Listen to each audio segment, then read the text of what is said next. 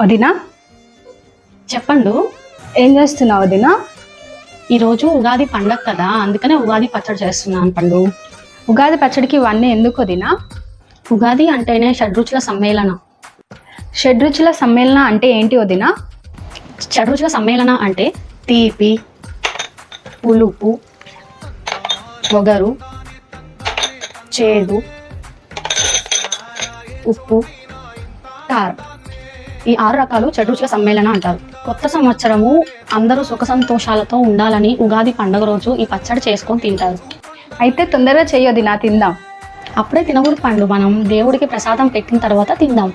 ఈ సంవత్సరం అంతా అందరూ హ్యాపీగా ఉండాలని మనస్ఫూర్తిగా కోరుకుంటూ మీ అందరికీ ఉగాది శుభాకాంక్షలు.